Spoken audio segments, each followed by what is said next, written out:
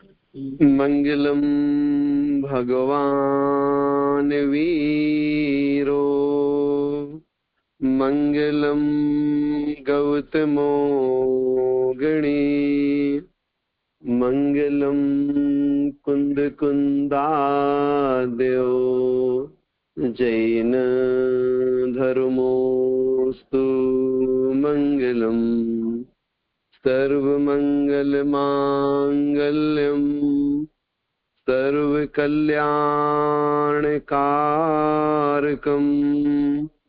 प्रधानम सर्वधर्माणाम जैनम जयतु शासनम नमो अरिहंतारणम नमो सिद्धारणम नमो आयर्याणम नमो उवज्झायाणम नमो लोये स्तव साहूणम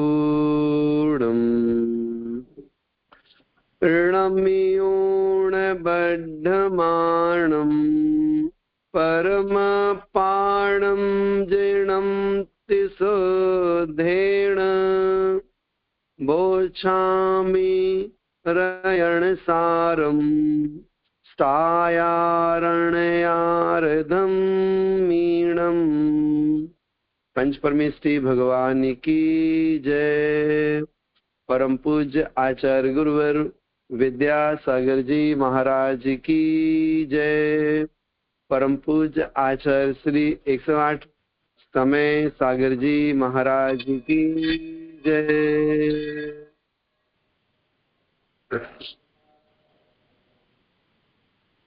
आचार्य कुंद कुंद महाराज के द्वारा विरचित यह रयण सारजी ग्रंथ, इसका स्वाध्याय हम सभी ने प्रारंभ किया है।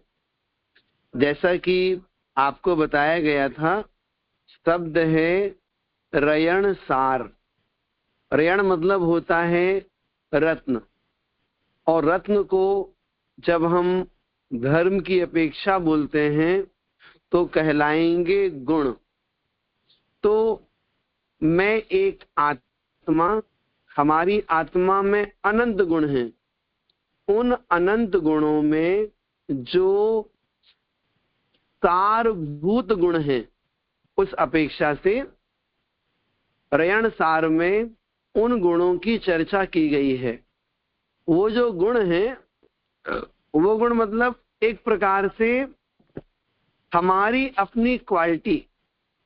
जैसे हम मनुष्य हैं, तो मनुष्य जब श्रावक के व्रतों का पालन करता है तो उसके अंदर में कैसे गुण होने चाहिए, और मनुष्य जब मुनि धर्म का पालन करता है तो उसके अंदर में कैसे गुण होने चाहिए, उन सारे गुणों की अपेक्षा से यहाँ पर वर्णन किया गया है। तो इसका जो मंगलाचरण है वो हम सभी ने पिछली कक्षा में पढ़ा था। आइएगा अब गाथा नंबर 2 और गाथा नंबर 3, इन गाथाओं के माध्यम से पहचान की जाएगी कि सम्यक दृष्टि की पहचान क्या है और मिथ्या दृष्टि कौन है। इन दो बातों को अपन आज सीखने का भाव रखते हैं। आइएगा, जो दूसरी गाथा है वो प्रारंभ की जाती है। आपके पास में जो पुस्तक या पीडीएफ हो उसमें आप निकाल लीजिएगा दूसरे नंबर का छंद। पौवम जिणेहि भरणीयम, पूवं जिनेहि भणीयं, जहठियम गणहरेहि वित्थरियम, जहठियं गणहरेहि वित्थियं, पौवाई इरियकज कमजम पूवा इरियक कामजम तम्बोलई सोहु सदिथि तम्बोलई जो हो सदिथे पूवम जिनेहि भणियम जहठियम गणहरहि वित्थयेयम रियम पूवैरियककमजम तम्बोलई सोहि हो सदिथे। बहुत बढ़िया। यहाँ पर कह रहे हैं कि सम्यक दृष्टि कौन है, तो कुछ विषय के आधार पे निर्णय किया जा रहा है। देखें, पुब्बम, पुब्बम अर्थात पूर्व में, जिणेहि, जिणेहि जिनेन्द्र भगवान के द्वारा, भणियम, भणियम अर्थात कथितम कहा गया है।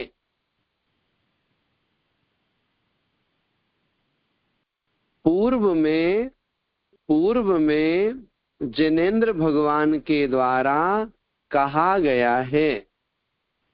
आप पढ़ते हैं ना, जो हम जिनवाणी की पूजन करते हैं, उस पूजन में यह बात हमें पढ़ने को मिलती है। क्या पढ़ने को मिलती है? तीर्थंकर की ध्वनि गणधर ने सुनी, अंग रचे चुनी ज्ञानमयी। तो जो ये बात हम पढ़ते हैं ना, कहाँ पर? जिनवाणी की पूजन में, तो वो चीज यहां पर हमें बताई गई है। क्या बताया गया? पुब्बम पूर्व में, जिणेहि भणियम भगवान जिनेन्द्र के द्वारा कहा गया है। और कह रहे हैं गणहरे ही, गणहरे ही गणधरों के द्वारा, वित्थरियम, वित्थरियम मतलब विस्तृत, विस्तरितम अर्थात विस्तार किया गया है, फैलाया गया है। तीर्थंकरों के द्वारा कहा गया और गणहरे ही गणधरों के द्वारा विस्तृत किया गया, विस्तृत किया गया, गणधरों के द्वारा जो गूंथा गया है,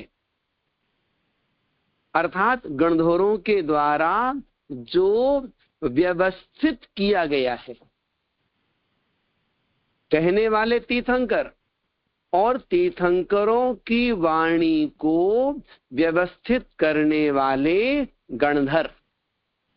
आप बोलेंगे व्यवस्थित करना, इसका मतलब क्या होता है? इसका मतलब है गणधर जी भगवान की वाणी सुनकर द्वादशांग की रचना करते हैं। तो लिखते हैं क्या? लिखते नहीं हैं, वो उसकी रचना करते हैं ग्रंथ की। किस रूप में? अपने अंदर ही, अपने ज्ञान में ही रचना करते हैं।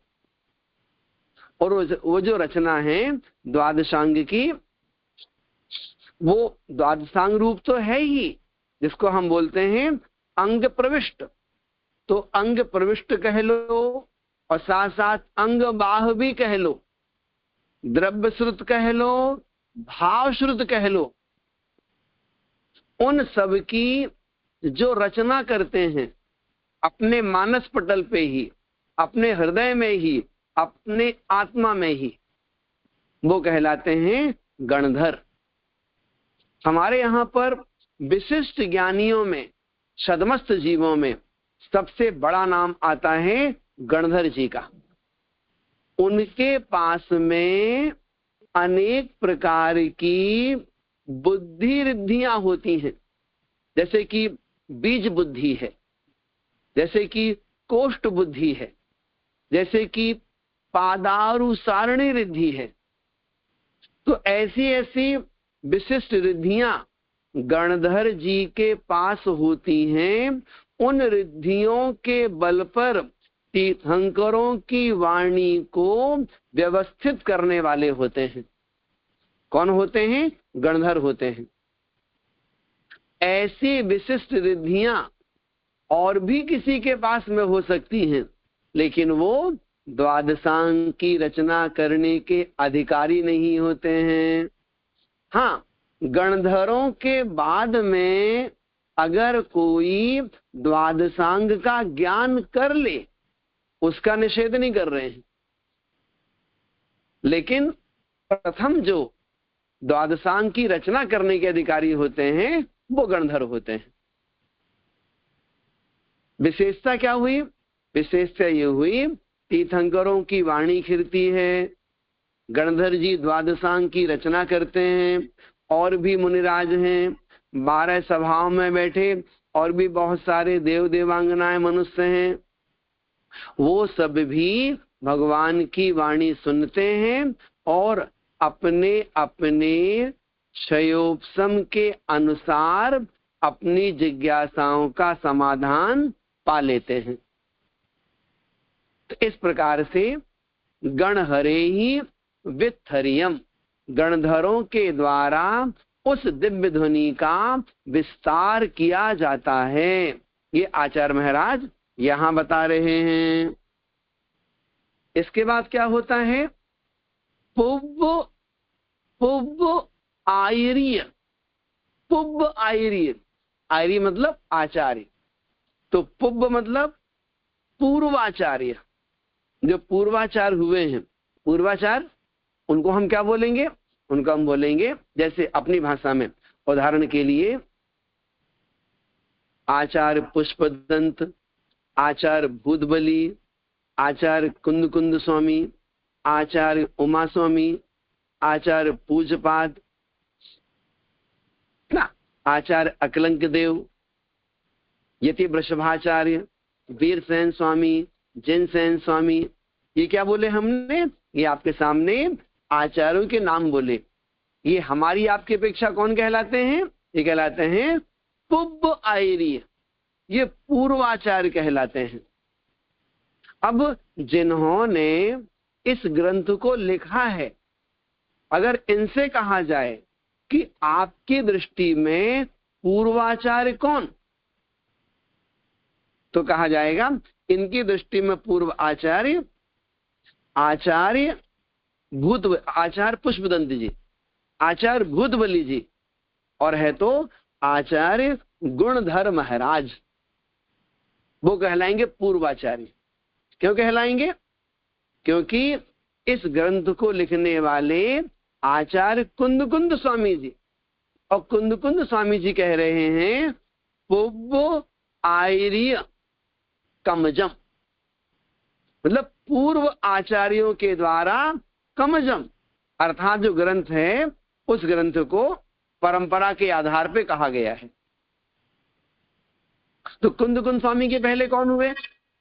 गुणधर आचार्य हुए, आचार्य पुष्पदंत हुए, आचार्य भूतबली हुए, है ना? तो वो हुआ। और अगर हम अपनी अपेक्षा बोलें तो जो बड़े बड़े ग्रंथ हमारे पास हैं, उन ग्रंथों को लिखने वाले जो आचार्य कहलाते हैं, उन्हें हम अपनी भाषा में बोलेंगे पुव्व आयर्य, पूर्व आचार्य बोलेंगे। तो पूर्व आचार्य क्रमजम, क्रम मतलब एक परंपरा, पूर्व आचार्यों की परंपरा से जो उत्पन्न हुआ है, जो हमें प्राप्त हुआ है। 3 बातें हो गई। पहली बात तीर्थंकर की ध्वनि, दूसरी बात गणधर ने सुनी, अंग रचे, ठीक है ना? सो जिनवर वाणी, जिनवर वाणी अर्थात आचार्यों के द्वारा जो ग्रंथ लिखे गए हैं। तो यहां पर यदि हम थोड़ा सा गौर करें तो मालूम पड़ेगा हमें, इस छंद के माध्यम से भगवान भी आ गए, जिनवाणी भी आ गई और गुरु भी आ गए। भगवान कैसे आ गए? पुव्वम जिणे भणियम, भगवान आ गए। जिनवाणी कैसे आ गई? पुब आर्य कमजम, जिनवाणी आ गई। गुरु कैसे आ गए? गणहरे बिथरियम। गणधर कौन कहलाए हमारे लिए? गुरु कहलाते। भाई मुनि महाराजों में अगर कहा जाए छद्मस्त जीवों में मुनिराजों में सबसे बड़े कौन? गणधर कहलाते। तो एक दृष्टि से इस छंद के माध्यम से देव, शास्त्र और गुरु तीनों आ गए ना। और दूसरी अपेक्षा से हम देखें तो इस छंद में आचार्य महाराज ने जिनवाणी की महिमा गाई है। आप बोलेंगे जिनवाणी की महिमा कैसे गाई है? क्योंकि भगवान के मुख से कहलवाया है कि पुब्बम जिणे भड़ियम। ये क्या हुआ? भगवान के मुख से कहलवाया कि भगवान ने कहा। और गणहरे गणधर जी ने भगवान ने जो कहा है उसका विस्तार किया। विस्तार किया मतलब उसको लिपिबद्ध किया, उसको व्यवस्थित किया। किस रूप में? द्वादशांग के रूप में। और फिर उसी वाणी को पूर्व आचार्यों के द्वारा, जो पूर्व आचार्यों की परंपरा है, उस परंपरा के द्वारा उसको लिखा गया, लिपिबद्ध किया गया। तो तीनों में विशेषता किसकी है? तीनों में विशेषता जिनवाणी की है। विशेषता तीनों में शब्दों की है। बात समझ रहे हैं? तो जो मां जिनवाणी है, तो जो जिनवाणी में कहा गया है उस जिनवाणी के अनुसार ही तम मतलब यह मतलब जो बोलई, जो बोलता है, जिनवाणी के अनुसार जो बोलता है, सोहू सद्दठी। सोहू, सो मतलब वह, हु मतलब वास्तव में, तो हु वास्तव में सद्दठी सम्यक दृष्टि है। अगर कोई बोले आपसे सम्यक दृष्टि कौन है, तो आचार्य कुंद स्वामी जी ने सम्यक दृष्टि जीव की चर्चा यहां पर कर दी कि सम्यक दृष्टि कौन कहलाता है? जो भगवान की वाणी के अनुसार बोलता है वह सम्यक दृष्टि कहलाता है। अब आप सोचिएगा कि यदि आपको प्रवचन करने के लिए बैठाला जाए तो आप भगवान की वाणी के अनुसार बोलेंगे या मनमाने तरीके से बोलेंगे? अगर आप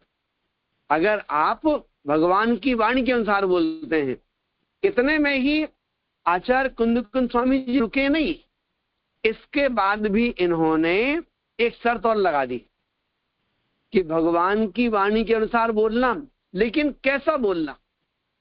एक शब्द का अर्थ रह गया, वो यहां पर भी यहीं पर करना है। वो उस शब्द क्या है? वो है जहठियम। जहठियम मतलब जैसे का तैसा, यथा स्थित मतलब जैसा भगवान ने कहा है वैसा बोलना। अपने मनमाने तरीके से अर्थ को तोड़ मरोड़ करके नहीं बोलना। आप अपने अनुसार जिनवाणी का प्रतिपादन मत करिए। जैसा आचार्यों ने कहा है, जैसा लिखा है, उस आधार पर बोलिए। जब हम इन पंक्तियों को देखते हैं ना, और इन पंक्तियों के आधार पे आचार्य समय सागर महाराज को देखते हैं, तो उनके लिए एकदम बात फलित होती है कि जहठियम यथा स्थित मतलब जैसा कहा गया है उस अनुसार ही बोलते हैं वो। मतलब उनकी वाणी जो है आगम के अनुसार रहती है और नाप तौल करके बोलते हैं। मतलब उनके मुख से निकला हुआ हर एक वाक्य, हर एक पंक्ति अपने आप में आगम है। वो चीज यहां पर बहुत अच्छी लिखी कि जहठ्यम यथा स्थित, जो बात जैसी है उस रूप में तम बोल ली, जो बोलता है, तो वह हु वास्तव में सद्दिठी, वही वास्तव में सम्यक दृष्टि होता है। आप बोलेंगे, एक बार और अर्थ देखें इसका, फिर इसके बारे में विशेषता बताते इसकी अपन। क्या बताया है? पुब्बम जिणेहि भणियम, पूर्व में भगवान जिनेन्द्र ने जैसा कहा है, गणहरे ही गणधरों के द्वारा वित्थरियम, जैसा विस्तृत किया गया है। किस रूप किया गया है? द्वादशांग रूप किया गया है। पुप आर्य कमजम, पूर्व आचार्यों के क्रम के माध्यम से जो लिखा गया है। तो जहठ्यम यथा स्थित, तम बोल लई, जो बोलता है, सो वह हु वास्तव में सद्दिठी, सम्यक दृष्टि है। कहने का मतलब क्या? यदि आप सम्यक दृष्टि हैं तो आप शास्त्रों के अनुसार ही बात करेंगे। अब यहां पर केवल ये मत समझना जब कोई प्रवचन कर रहा है तभी शास्त्रों के अनुसार बोलना है ना, ऐसा मत बोलिएगा आप, है ना। आप यदि आप सम्यक दृष्टि हैं तो आपके मुख से कभी भी कोई बात निकलेगी तो वो बात मान के चलिएगा शास्त्रों के अनुसार होगी, है ना।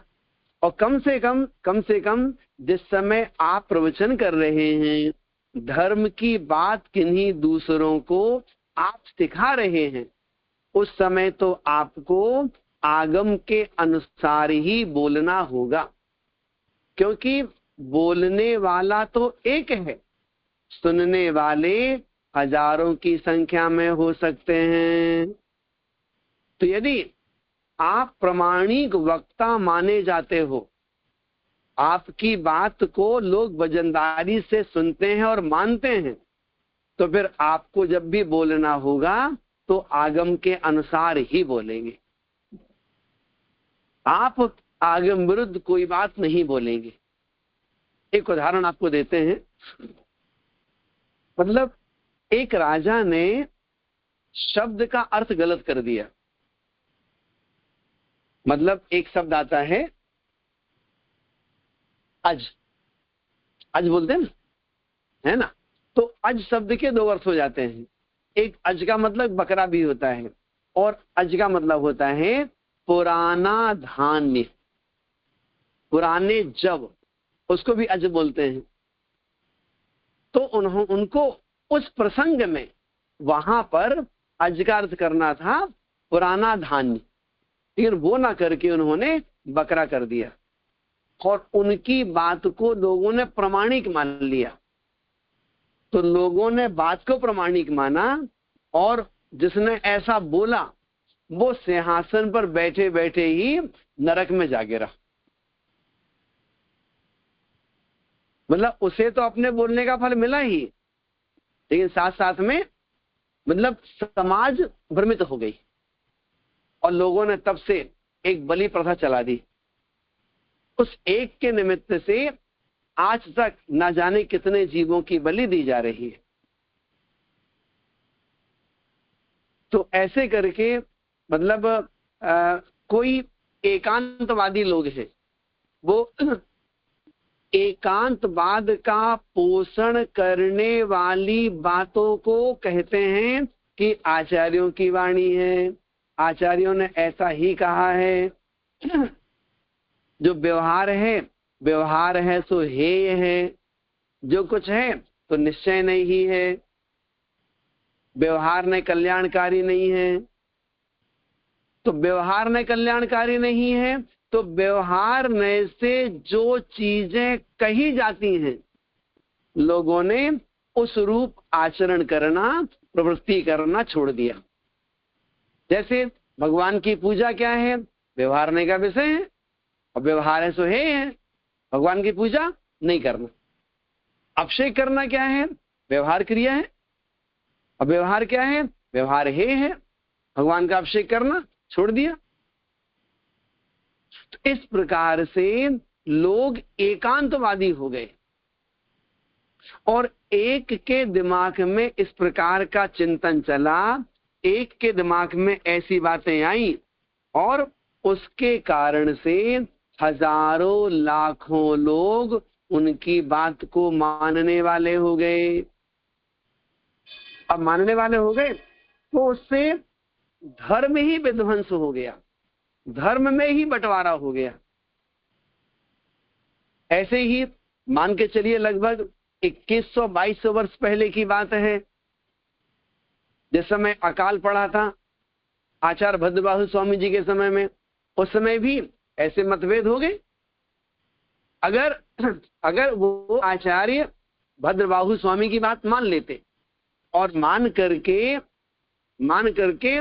पुनर्दीक्षित हो जाते, दिगंबरत्व को धारण कर लेते, तो आज जैन धर्म के टुकड़े नहीं होते।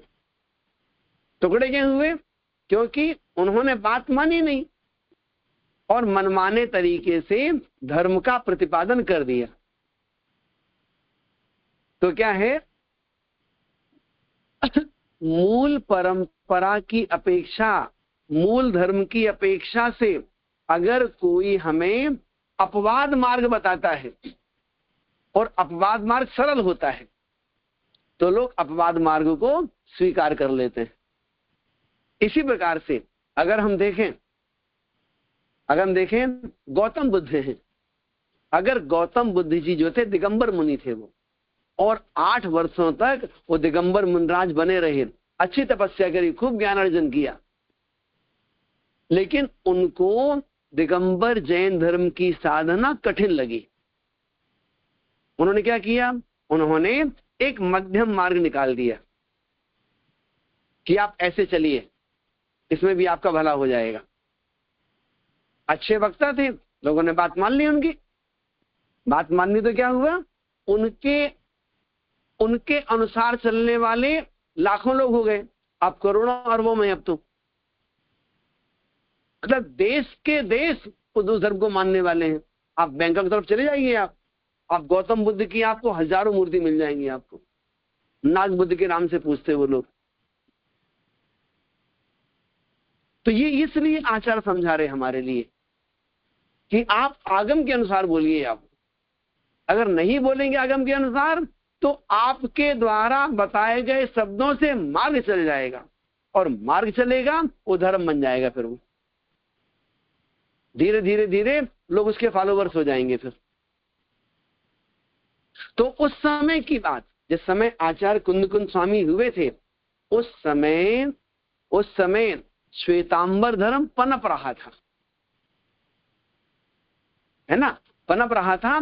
इसलिए उन्होंने समझाया कि आप आगम के अनुसार बोलिए तो आप सम्यक दृष्टि कहलाओगे, अगर आगम के अनुसार नहीं बोलोगे तो आप सम्यक दृष्टि नहीं कहलाओगे।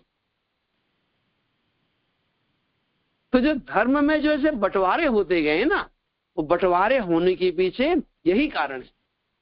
मूल कारण क्या? मूल कारण है वक्ता। जैसे रजनीश की बात करते हैं, अगर रजनीश दिगंबर जैन था, अगर वो जैन धर्म का प्रचार करता, मूल आमनाय के अनुसार बोलता, वो आज जैन धर्म की सच्चाइयों पर होता आज। लेकिन वो चीज ना करके उन्होंने क्या किया? उन्होंने मनमाने तरीके से प्रस्तुत किया, और मनमाने तरीके से प्रस्तुत किया तो लोग उनको ही भगवान मानने लगे। और आज भी लोग रजनीश को भगवान मान के पूछते हैं। तो क्या है, जब व्यक्ति खुद आगम के अनुसार धर्म का पालन नहीं कर पाता है, तो नया मार्ग निकालता है, और लोग उस मार्ग को स्वीकार करते हैं, और है तो अपनी धारणा बदल करके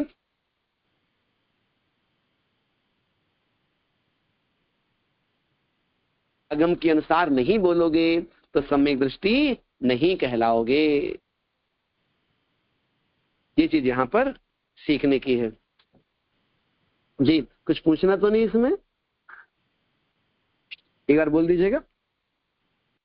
पंडित जी जी हाँ, मगर इसमें तो जैसे अभी एक समयसार ग्रंथि है, तो अभी उसमें चेंजेस बहुत हो गए हैं, तो फिर उसमें समयसार, वो तो समयसार पड़ा है तो वो बात बदल ही जाती है ना, कौन लिखता है समयसार, तो वैसे कौन कौन सा क्या लिखा है। जी क्वेश्चन क्या है? नहीं मतलब आचार्य ने लिखा हुआ है, वो आचार्य की लिखी हुई बात ही ट्रांसलेट हो तो जब आती तब तो बदल जाती है ना। मगर हाँ ठीक है ना, उसको बोल देते हैं।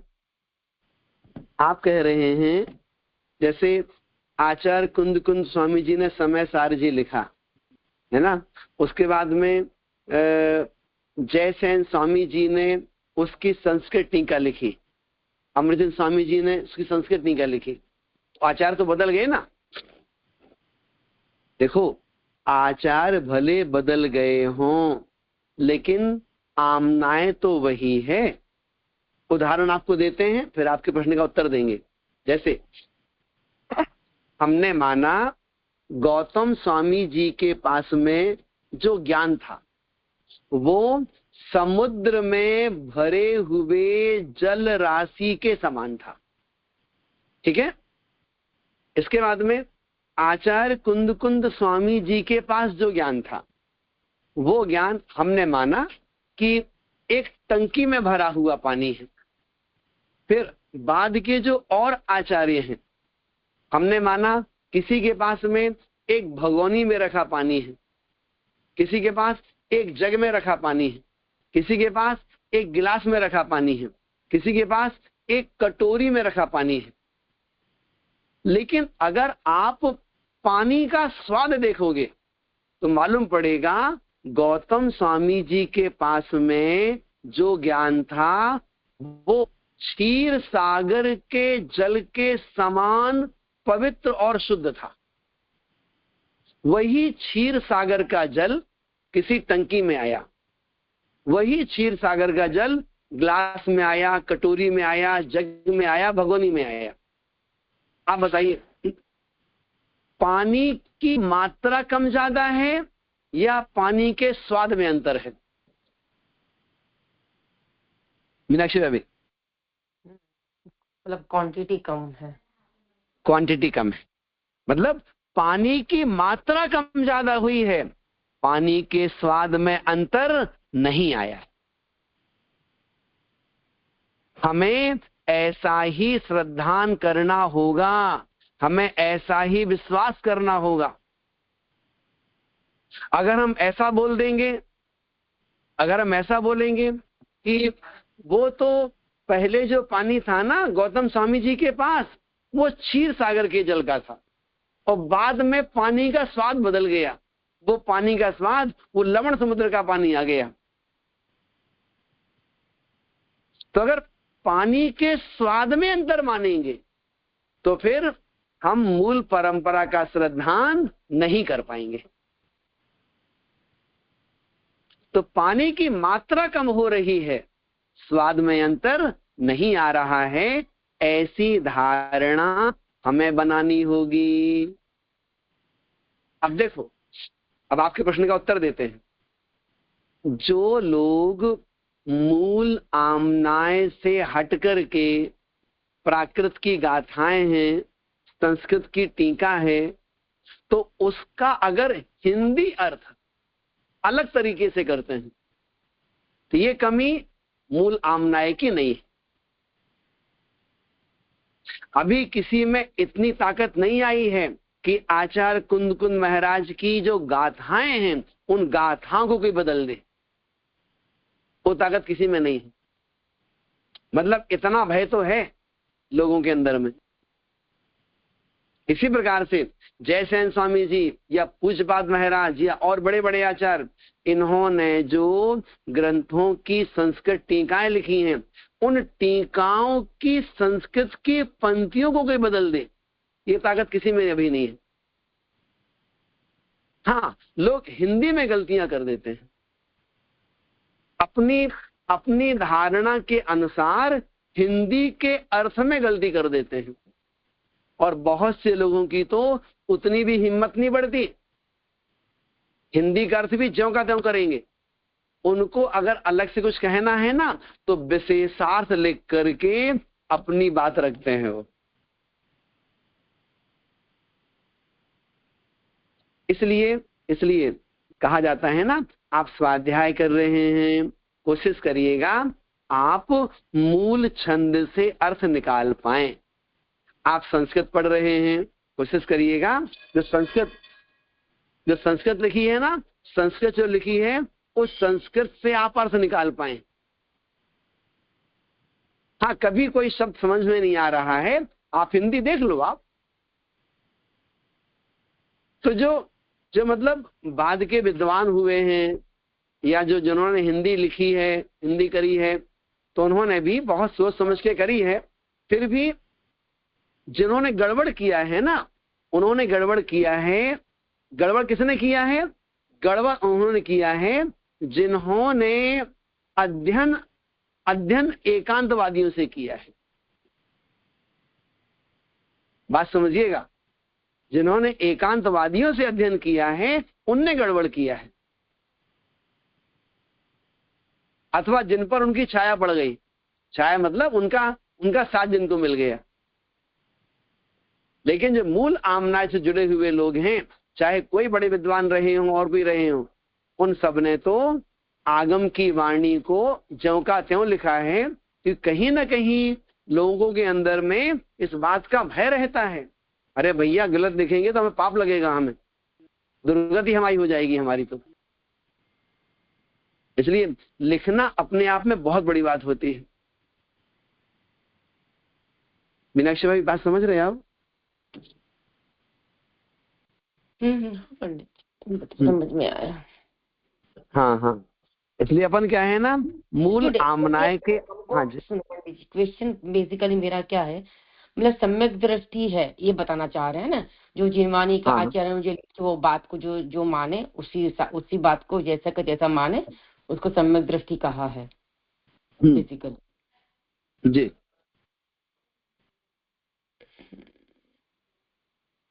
तो कौन से शास्त्र यहाँ पर केवल मानने, हमारे पास जो शास्त्र है उसी को मान के, आजकल हमारे पास तो ऐसा कोई शास्त्र है ही नहीं।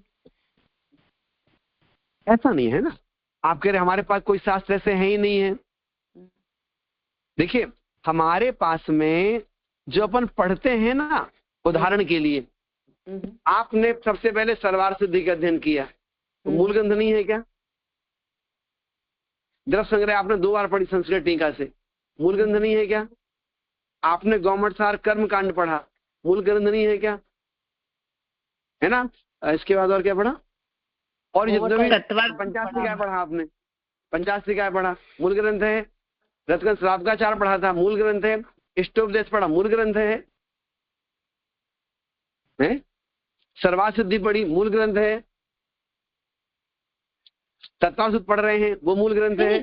तो वो तो पढ़ा अपन ने, वो जो पढ़ा ना, मगर ट्रांसलेट अपन जो उसकी हिंदी पढ़ते हैं तो संस्कृत जो भी पढ़ते हैं, संस्कृत भी मूल भाभी संस्कृत भी मूल कहलाती है। वो आचार्य पूज्यपाद महाराज 5वीं शताब्दी के आचार्य,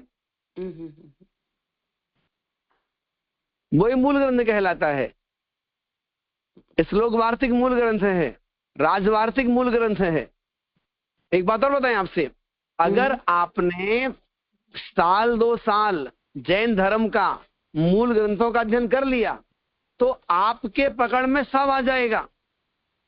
अगर कोई भी नई बात पढ़ोगे आप ना, आपको पकड़ में आ जाएगा कि नहीं ये चीज शास्त्रों की नहीं हो सकती है, ये मूल परंपरा की बात नहीं है। ये हम आपसे कहना चाहते हैं, 7-8 साल का बच्चा है, वो 2 साल रह ले चातुर्मास में महाराजों के पास, जिन महाराजों की चर्या बहुत अच्छी है, ऐसे साधुओं के पास में वो 8-9 साल का बच्चा चातुर्मास में रह ले, रोज उनके पास जाए, भैयावर्ती करे, आहार दे, उनकी सेवा करे, उनके पास बैठे उठे, उसको मालूम पड़ जाएगा मुनि कैसे होते हैं। और जब 15-20 साल का हो जाएगा ना, कोई भी साधु उनके यहाँ पर आएगा, वो समझ जाएगा वो नहीं नहीं, ये महाराज मतलब ऐसे हमारे यहाँ महाराज नहीं होते। महाराज ऐसा नहीं, ऐसा करते हैं। महाराज को ऐसा नहीं करना चाहिए। तो जो साधुचर्या है, साधुचर्या को कोई छोटा बच्चा भी 4 से 10 बार देख लेवे, वो भी समझ जाएगा साधुचर्या होती कैसी है। तो वैसे ही आप अगर साल 2 साल रेगुलर स्वाध्याय कर लो ना मूल ग्रंथों का, आपको पकड़ में आ जाएगा। हम ही अपनी बात बोले आपसे, हम आपके सामने रोज स्वाध्याय करते हैं, अगर हम एक भी गड़बड़ बोलते हैं ना, आप लोग पकड़ लेते हो, पंडित जी ने गड़बड़ कह दिया जैसा। बात समझ रहे हैं हमारी आप? नहीं नहीं, बात तो समझ में आ रही, बोला इसलिए मुझे ये खुलासा ही करना था मेरे को। हाँ, कोई दिक्कत नहीं है। तो वो ही चीज आपके सामने कहना चाहते हैं। वो तो आपने पढ़ा है 85 का, तो अभी तो जस्ट पूरा हुआ है, वो तो गुनगुनाचार्य का लिखा हुआ है। मुझे उससे नहीं, मगर हम जो उसकी टीका है जो पढ़ते हैं, मूल गाथा तो है, उसमें तो कोई प्रॉब्लम नहीं, मगर हम तो ज्यादातर समझते तो उसी से पढ़ते हैं ना। तो देखो, हम कह रहे हैं ना, जो टीकाएं हैं ना, वो टीकाएं भी मूल परंपरा के आधार पर लिखी गई हैं। तो हमने कहा ना कि कुंद स्वामी के पास जो ज्ञान है वो टंकी में रखे जल के समान है, और जयसेन स्वामी जी के पास होगा कटोरों में रखे जल के समान है। आप देखो, इस बात को आचार्य पूज्यपाद महाराज ने सरवार सिद्धि में पहले अध्याय के 20वें सूत्र में लिखा है। पूज्यपाद महाराज ने दिखा सब, अभी आपको दिखा देते हैं, है ना। उन्होंने लिखा इस बात के लिए कि जो आगम है, वो आगम तो क्षीर सागर के जल की तरह है, और वर्तमान में जो साधुओं के पास ज्ञान है, वो ज्ञान कटोरे में रखे हुए जल के समान है, लेकिन दोनों जल क्षीर सागर के ही है। वो तो एक्चुअली मैंने जल में अंतर नहीं है। उसमें पंडित जी मेरे पास है एक, मैं आपको पढ़ के सुनाऊं? हाँ, सुनाइए। आचार्य को ज्ञान प्रभात पूर्व के 10वें वस्तुअधिकार के तृतीय प्राभु का ज्ञान था। उन्होंने कसाई पहाड़ की रचना की। इस प्रकार द्वितीय श्रुत स्कंद की उत्पत्ति हुई। इस परंपरा में आचार्य कुंद हुए, जिन्हें श्रुत परंपरा और आचार्य परंपरा से भगवान महावीर से चला आ रहा ज्ञान विरासित में मिला। उन्हें 10वें वस्तुअधिकार के समय पहाड़ का ज्ञान था। ऐसा लिखा है इसमें। बिल्कुल सही है ना, तो बिल्कुल सही है। हम भी आपको पढ़ के सुनाते हैं। लिखा है कि 10वें वस्तु अधिकार के समय पहाड़ का ज्ञान था, ऐसा। हाँ, ठीक है, वही तो आपसे कहा जा रहा है। ये जो ज्ञान हुआ, ये ज्ञान कैसा कहलाया? ये सारा ज्ञान मूल परंपरा का ज्ञान कहलाया सभी, है ना। तो मूल परंपरा के अनुसार जो धारणाएं बनती हैं ना, उन धारणाओं के आधार पे अपन चल रहे हैं। मगर वो धारणा पक्की, और मतलब उसमें श्रद्धा में मजबूती लानी है, अपने को काम ये करना है। हाँ, जी जी जी जी, ठीक है। और अपन को क्या है ना, अपन को भी वो जो धारणा है ना, एकदम स्पष्ट बनानी चाहिए और बहुत अच्छी बनानी चाहिए।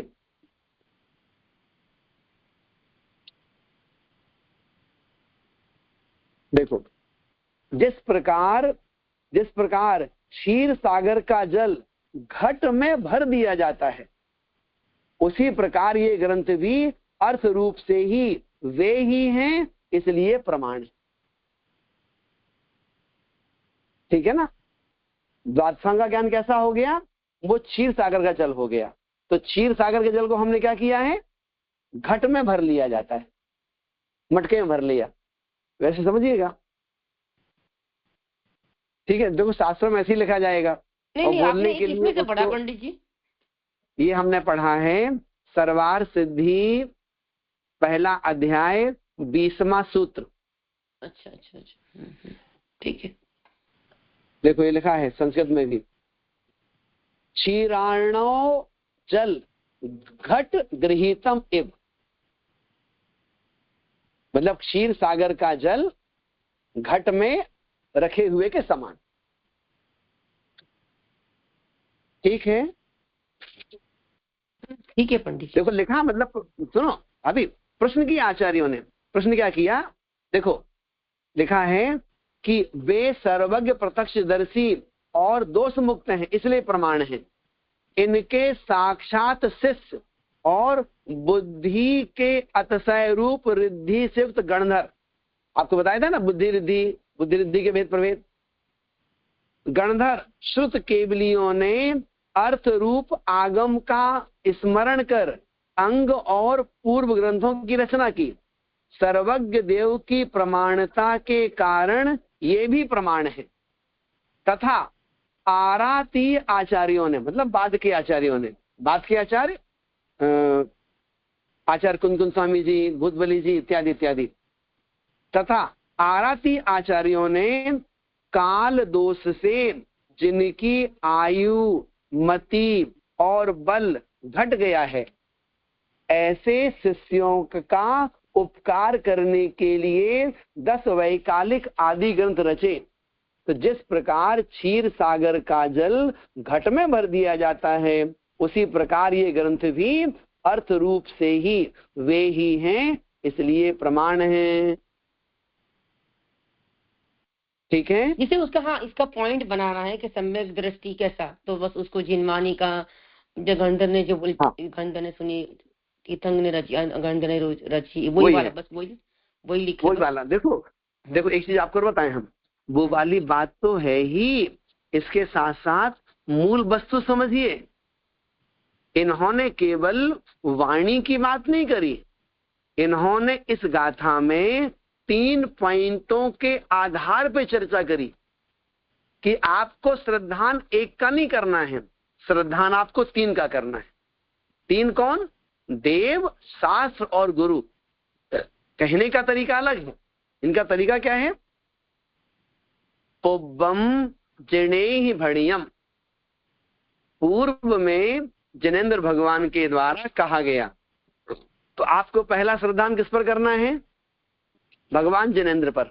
हाँ, तो वही तीर्थंकर की ध्वनि बनी, वही बनी ना, वही कह रहा हूं आपसे, वही पहला हो गया। और किस पर श्रद्धान करना है? गुरु पर श्रद्धान करना है।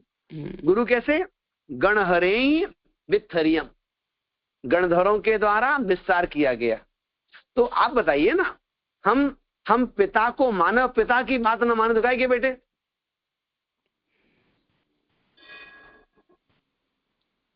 ठीक हुआ ना? उसी प्रकार से यहाँ पर है, हम भगवान को माने, भगवान की बात ना माने तो कैसे भक्त कहलाएंगे? फिर हम गुरु को माने, गुरु की बात न माने तो क्या के शिष्य? तो यहाँ पर पुब्बम जिनेहि भणियम, तो भगवान जिनेंद्र के द्वारा कहा गया। तो हम भगवान जिनेंद्र को ही मानते हैं ना, उनको मानते तो उनकी वाणी को ही मानेंगे। अब उनकी वाणी का विस्तार करने वाले कौन? गणधर। तो गणहरे ही वित्थरियम, गणधर ने विस्तार किया तो गणधर को ही मानते हैं। गणधर को मानने का मतलब क्या?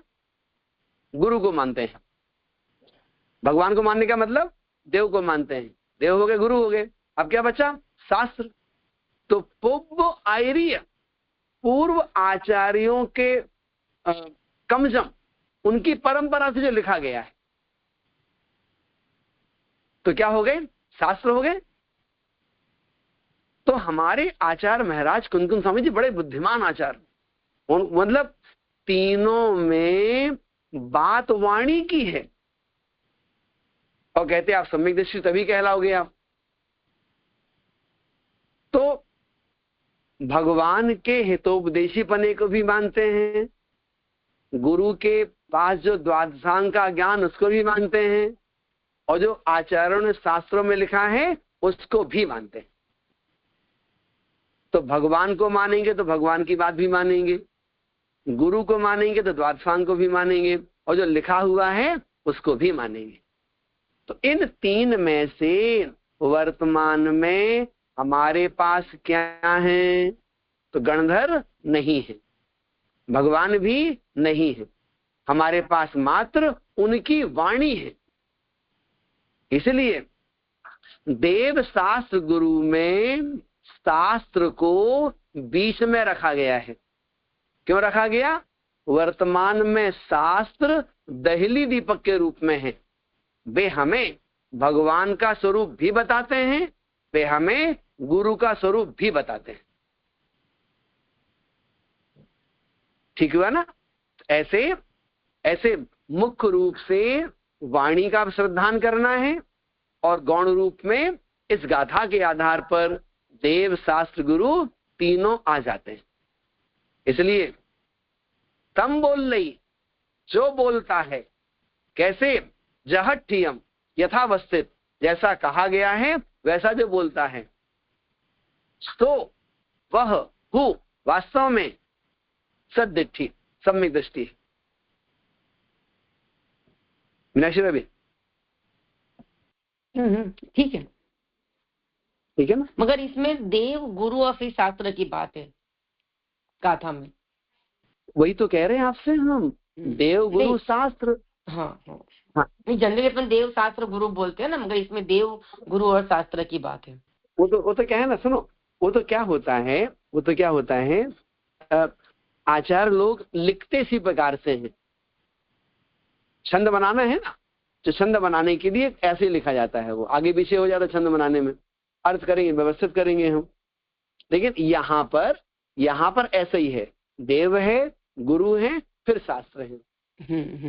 और भी स्थानों पे ऐसा लिखा मिलता है। एक जगह आता है देव, धर्म, गुरु, शरण जगत में, ऐसा ही पढ़ने को मिलता है।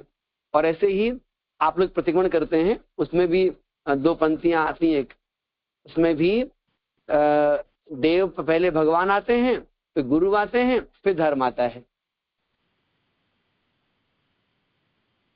प्राकृत में आती है चर्चा, तो वहां से भी आप देख सकते हैं। वो कोई दिक्कत वाली बात नहीं है, वो तो ठीक है ना। जैसे हम कहते हैं ना, मन, वचन, काय। मन में श्रद्धान करिए तो भगवान पर, वचन से शास्त्रों पर, और शरीर से गुरुओं की सेवा करिए। तो देव, शास्त्र, गुरु। ऐसे ही वीतरागी, सर्वज्ञ, हितोपदेशी। वीतरागता का श्रद्धान करिए, सर्वज्ञता का ज्ञान, हितोपदेश के अनुसार आचरण पालिए। तो देव, शास्त्र, गुरु, मन, वचन, काय, है ना, वीतरागी, सर्वज्ञ, हितोपदेशी। ऐसे क्रम आपको बहुत सारे मिल जाएंगे आपको, ठीक है ना भाभी? अभी तक तो ठीक है। चलिए, ये जो भी हमने आपके सामने छंद बोला है ना, तो आचार्य श्री ने इस छंद, इस गाथा को लेकर के 4 पंक्तियां लिखी हैं। वो पंक्तियां भी आपके सामने हम सुनाना चाहते हैं, उसे सुनिएगा। पूर्व काल में जिनवर द्वारा जो निश्चय से कहा गया, गणधर द्वारा उसी सत्य का विस्तृत वर्णन किया गया। पूर्वाचार्यों के क्रम से जो परंपरा से पाया है, कथन उसी का करता वही समदृष्टि कहलाया है। यदि आपने भाव समझा होगा तो पूरी गाथा का भाव इसमें आ गया है। पूरा का पूरा वही भाव है, आ गया पूरा भाव। अब देखो, अब अगली गाथा आपके सामने आ रही है। आप कहेंगे मिथ्या दृष्टि कौन है? तो इससे जो विपरीत होगा ना, वो मिथ्या दृष्टि कहलाएगा। तो वो कौन है, ये बताने के लिए तीसरी गाथा आपके सामने आ रही है।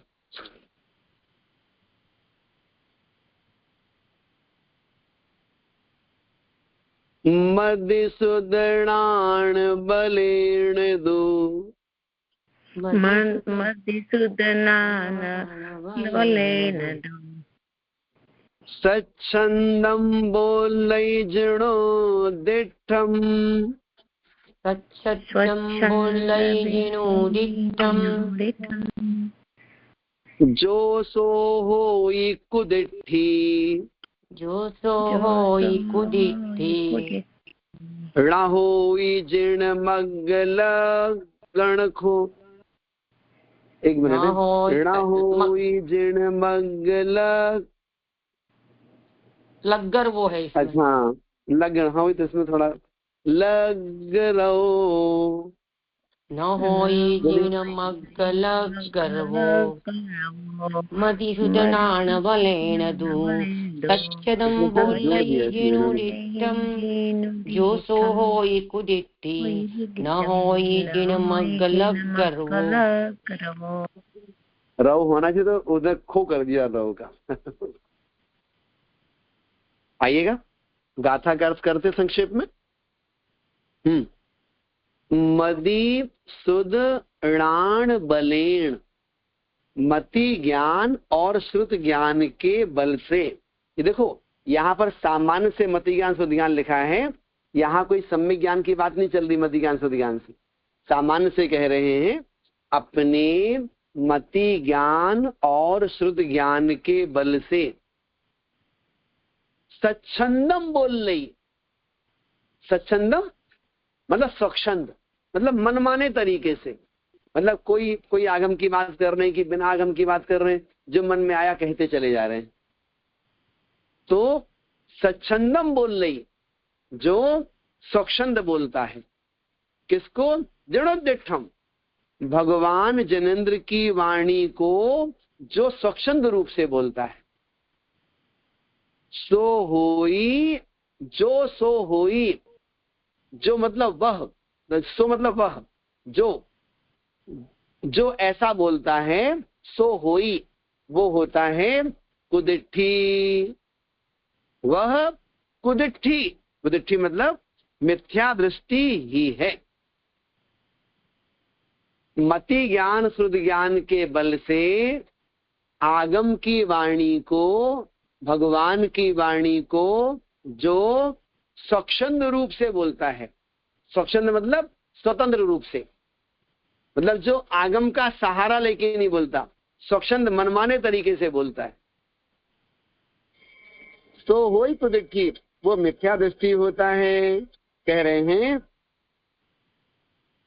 जिण मग्ग लग रहो, अर्थात भगवान जिनेन्द्र का जो मार्ग है, कैसा मार्ग? रव, कहा हुआ, भगवान जिनेन्द्र के द्वारा कहा हुआ जो मार्ग है, उस मार्ग में ना हुई, वो नहीं होता है। भगवान जिनेन्द्र के मार्ग में कौन नहीं होता है? जो भगवान की वाणी के अनुसार नहीं बोलता। बड़ी सीधी बात देखो है, आप भगवान की वाणी के अनुसार बोलोगे तो भगवान के मार्ग वाले कहलाओगे, और भगवान की वाणी के अनुसार नहीं बोलोगे तो भगवान के मार्ग के अनुसार नहीं कहलाओगे। और जो भगवान के मार्ग के अनुसार नहीं है, वो कौन है? वो कुदिट्ठी है।